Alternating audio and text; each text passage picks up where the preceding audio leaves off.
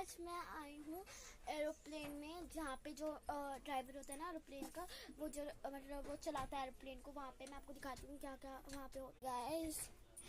जितना मर्जी चलाओ इसको। हम एरोप्लेन रेस्टोरेंट में आए हैं, मोबाइल सब कुछ है। और ऊपर वाले देखिए, आपने ये ज़रूर देखा होगा फ़ोन्स वगैरह। ये देखिए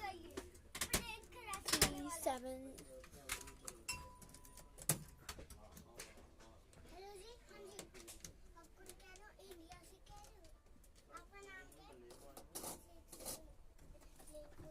ये देखिए गाइस, पूरा ये एरोप्लेन है।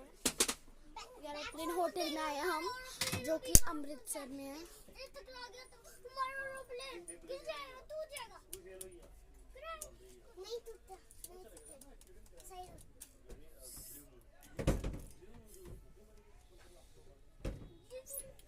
इसके बाद हम स्टारबक्स भी जाने वाले हैं।